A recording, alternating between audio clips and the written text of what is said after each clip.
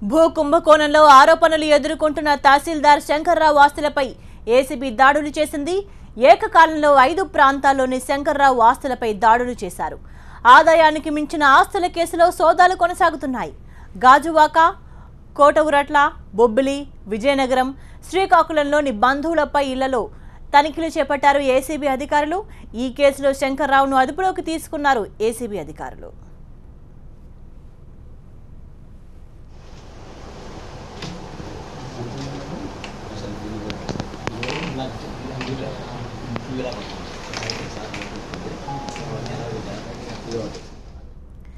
గతంలో విశాఖ రూరల్ తహసీల్దార్గా పనిచేసిన శంకర్రావు రికార్డుల ట్యాంపరింగ్ లో కీలక నిందితుడిగా ఉన్నారు.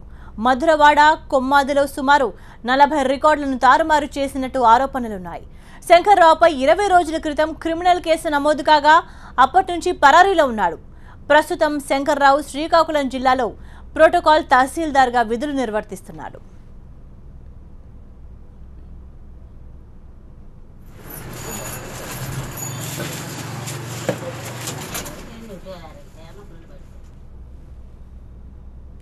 భూ కుంభకోణంలో ఆరోపణలు ఎదుర్కొంటున్న తహసీల్దార్ శంకర్రావు ఆస్తులపై ఏసీబీ దాడులు చేసింది.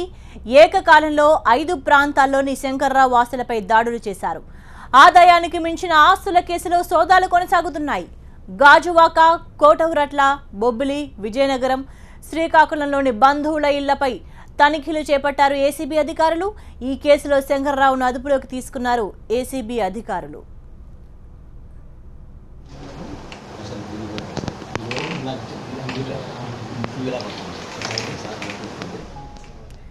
గతంలో విశాఖ రూరల్ తహసీల్దార్గా పనిచేసిన శంకర్రావు రికార్డుల ట్యాంపరింగ్ లో కీలక నిందితుడిగా ఉన్నారు. మధురవాడ, కొమ్మాదిలో సుమారు 40 రికార్డులను తారుమారు చేసినట్టు ఆరోపణలున్నాయి. శంకర్రావుపై 20 రోజుల క్రితం క్రిమినల్ కేసు నమోదు కాగా అప్పటి నుంచి పరారీలో ఉన్నాడు. ప్రస్తుతం శంకర్రావు శ్రీకాకుళం జిల్లాలో ప్రోటోకాల్ తహసీల్దార్గా విధులు నిర్వర్తిస్తున్నాడు.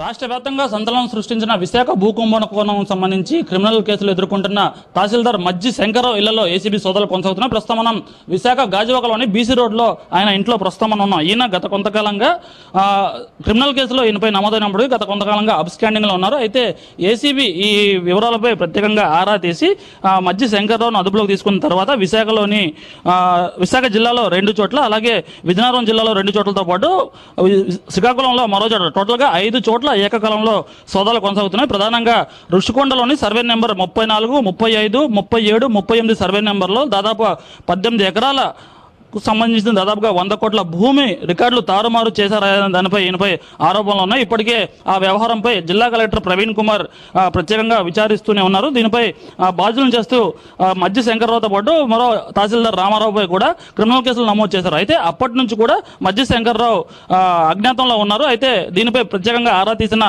ఏసీబీ అధికారులు ఈరోజు ఆయన్ని అదుపులోకి తీసుకొని ఈ 5 చోట్ల ఏకకాలంలో డిఎస్పీ రామకృష్ణ ప్రసాద్ నేతృత్వంలో సోదాలు కొనసాగుతూ ప్రస్తుతం చూసుకోవచ్చు. ఏసీబీ అదుపులో ఉన్న మజ్జి శంకర్రావు పక్కనే ఉన్నారు. ఆయన నుంచి ప్రత్యేకంగా ఆరా తీసే పనిలో ఏసీబీ అధికారులు ఉన్నారు. టోటల్గా ఆదాయానికి మించి ఆస్తుల కేసులో ఈయనపై ఏసీబీ అధికారులు సోదాలు చేస్తున్నారు. మరోవైపు పోలీసులు క్రిమినల్ కేసులు నమోదైనప్పటికీ ఇతని వివరాలు ఇప్పటివరకు ఆచూకీ తెలియనివ్వలేదు. అయితే దీనిపై ఏసీబీ ప్రత్యేకంగా దృష్టి సారించింది. వేరు చోట్ల ఈయనపై ఆదాయానికి మించిన అవినీతి ఆరోపణలు రావడం, దీంతోపాటు ఆదాయానికి మించిన ఆస్తులు ఉన్నాయన్న ఆరోపణలపై ప్రత్యేకంగా రంగంలోకి దిగింది ఏసీబీ అధికారులు. అయితే ఆయనతో మాట్లాడే ప్రయత్నం చేద్దాం. చెప్పండి, ప్రధానంగా మీ మీద ఇటువంటి ఆరోపణలు వచ్చాయి. ప్రధానంగా ఈ 100 కోట్ల రూపాయల భూమి స్కామ్ అంటారు, మీరేమంటారు? నాకైతే ఏం స్కామ్ విషయం తెలియదండి. అది ఎలా జరిగిందో, ఎవరు జరిగిందో నాకైతే తెలియదండి. ఇవన్నీ కూడా ఎందుకు తప్పుడు ఆరోపణలు చేస్తున్నారో నాకైతే ఈ విషయం తెలియదు. ప్రధానంగా కలెక్టర్ గారు ప్రత్యేకంగా విచారణ చేశారు. ఆ సర్వే నెంబర్ 4 సర్వే నెంబర్లో దాదాపు 18 ఎకరాల భూమి ఉంది. అదే ప్రభుత్వానికి సంబంధించిన భూమి ఇది డిసైడ్ చేసినప్పటికీ మళ్ళీ ఆ రికార్డులు తారుమారు చేసి మళ్ళీ వాళ్ళని ఇంక్లూడ్ చేసి వాళ్ళ పేరును పెట్టారని చెప్పి ప్రధానమైన మీ పైన ఆరోపణ. ఆ విషయం అయితే నాకు తెలియదు. ఆ భూములు తారుమారు విషయం అన్నటువంటిది నేనే కలెక్టర్ గారికి నేను రిపోర్ట్ చేశానంటే, అయ్యా ఋషికొండ గ్రామంలో ఈ విధంగా అన్నటువంటిది అడంగల్లో తారుమారయ్యానే వివరాలు కలెక్టర్ గారికి నేనే ప్రధానంగా తెలియపరిచానండి. ఒకటి. రెండోది ఏమిటంటే, అదే భూముల విషయంలో హైకోర్టు ఆర్డర్స్ మీద రిజిస్ట్రేషన్ కూడా జరిగితే ఆ భూముల రిజిస్ట్రేషన్ రద్దు కూడా నేనే చేయించానండి. అంచేత ఆ విషయాల్లో నేను ప్రభుత్వ భూములను కాపాడడానికే ప్రయత్నించాను, కానీ ప్రభుత్వ భూముల్ని ట్యాంపరింగ్ విషయంలో కానీ ఇటువంటి విషయాల్లో కానీ నా మీద పెట్టిన అభియోగాలన్నీ కూడా నిరాధారం అండి. ఈ భూములకు సంబంధించి తదుపరి విచారణ జరిగిన తర్వాత కొన్ని విషయాల్లో ఏమిటంటే హైకోర్టులో వాద్యాలు ఉన్నాయి, అంచేత హైకోర్టు ఉత్తర్వులను ఉల్లంఘించడానికి లేదు అన్నటువంటి విషయాల మీద ఉంది. అయితే ఈ ట్యాంపరింగ్ కూడా నా టైం అయితే నాకు తెలియదండి, 1419వ ఫసలీలో జరిగిందండి ఈ ట్యాంపరింగ్ కూడా. ఆ విషయం జీపీ గారికి కూడా నేను తెలియపరచడం కూడా జరిగిందండి. ఎప్పటికప్పుడు ఇన్ఫర్మేషన్ కలెక్టర్ గారికి ఇస్తున్నామండి.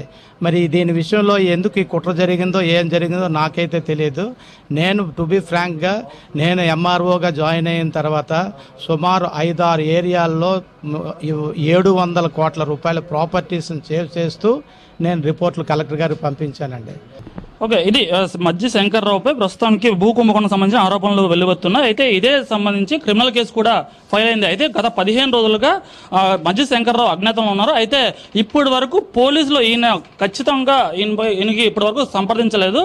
భూ కుంభకోణంలో తనకు ఎటువంటి ప్రమేయం లేదు, తాను ఇంకా ప్రభుత్వ భూములు కాపాడే ప్రయత్నం చేస్తున్నాను తప్ప తనకు ఎటువంటి పాపం తెలియదని మజ్జి శంకర్రావు అంటున్నారు. అయితే దీని వెనుక ఇంకా గతంలో పనిచేసే తహసీల్దార్లను వారిని బయటకు తీయాలని ఆరోపిస్తున్నారు. అయితే ఇప్పటి వరకు క్రిమినల్ కేసు నమోదైన 15 రోజులు గడిచినా కనీసం పోలీసు అధికారులు ఇతను సంపాదించకపోవడంపై పలు అనుమానాలు రేకెత్తున్నాయి. ఈయన వెనుక కొంతమంది పెద్దలు ఉండి నడిపిస్తున్నారా అనే దానిపై కూడా ఆరోపణలు వెలువెత్తున్నాయి. ఇది ఇక్కడ తాజా పరిస్థితి. కెమెరా పర్సన్ ప్రసాద్తో ఖాజా TV9 విశాఖపట్నం.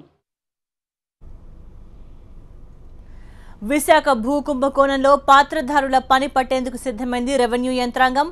రాష్ట్ర వ్యాప్తంగా కలకలం సృష్టించిన భూ కుంభకోణంలో పాత్రధారులు ఎవరు, సూత్రధారులు ఎవరన్న దానిపై కూపీలాగుతున్నారు. ఇప్పటికే కలెక్టర్ నివేదిక అక్రమార్కుల గుండెల్లో గుబులు రేపుతోంది. ఇదే అంశంపై విశాఖకు వచ్చిన survey and land settlement commissioner Vijay Mohan తహసీల్దార్లు, సర్వేయర్లతో కీలక సమావేశం నిర్వహించారు. రికార్డుల గల్లంతు, ట్యాంపరింగ్పై చర్చించారు.